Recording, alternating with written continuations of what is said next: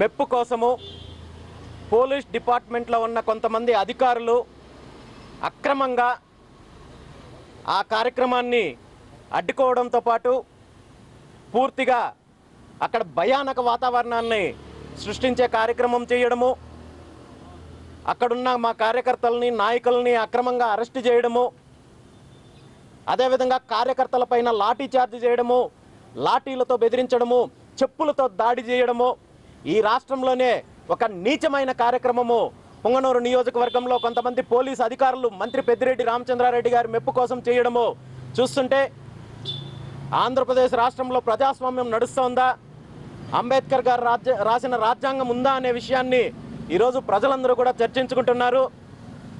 ముఖ్యంగా జగన్మోహన్ రెడ్డి గారి ప్రభుత్వం అధికారంలోకి వచ్చిన తర్వాత కొంతమంది పోలీస్ అధికారులు ప్రతిపక్షాలని వేధించడమే విధిగా పెట్టుకొని ఏదో జగన్మోహన్ రెడ్డి గారు ఈ రాష్ట్రానికి చక్రవర్తి అన్నట్టు, రామచంద్రారెడ్డి లాంటి వాళ్ళు సామంతరాజులు అన్నట్టు భావించి ఒక రకమైన మైకంతో ఒక రాజకీయ నాయకుల్లాగా వైఎస్ఆర్సీపీ కార్యకర్తల్లాగా ప్రవర్తించే పరిస్థితి ఈరోజు ఉంది.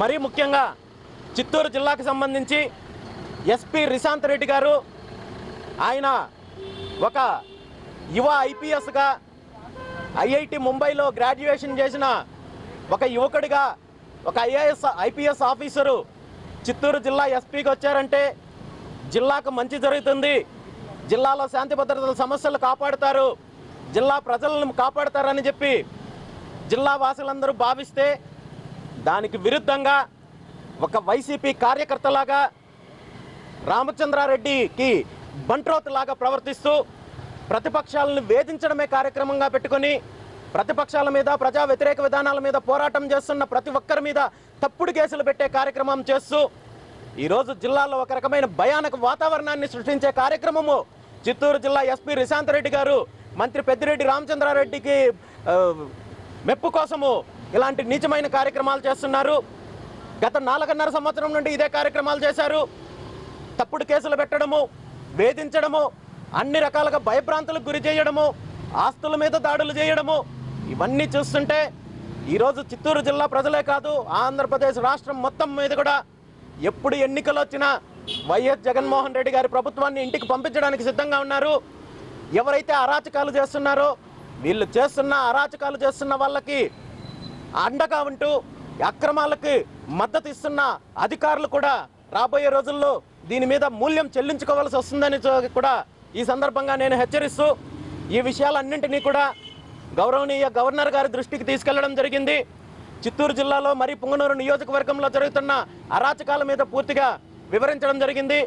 ఖచ్చితంగా దీనికి సంబంధించిన విషయాలపైన చర్చించి తగిన చర్యలు తీసుకుంటామని చెప్పి కూడా గవర్నర్ గారు చెప్పడం జరిగింది.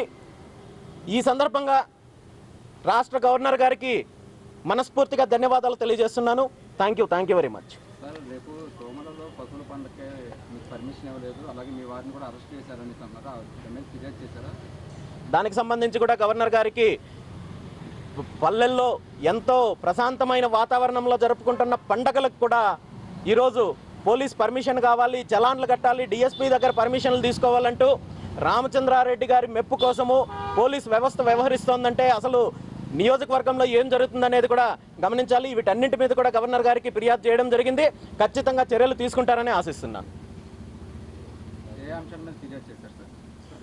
ముఖ్యంగా శాంతి భద్రతల సమస్యలపైన, ప్రతిపక్షాలను వేధిస్తున్న దాని మీద, తప్పుడు కేసుల మీద, అదేవిధంగా గత 6 నెలలకు ముందు ఈ రాష్ట్రానికి సంబంధించిన ప్రతిపక్ష నాయకుడు పుంగనూరు నియోజకవర్గ పర్యటన చేసినప్పుడు ఏ విధంగా అడ్డుకున్నారో, కొన్ని వందలాది మంది అమాయకుల మీద తప్పుడు కేసులు పెట్టి 4-5 నెలలు ఏ విధంగా వేధించారో, ఎంతమంది అమాయకుల్ని జైలు పాలు చేశారో వీటన్నింటి మీద కూడా పూర్తిగా వివరించడం జరిగింది.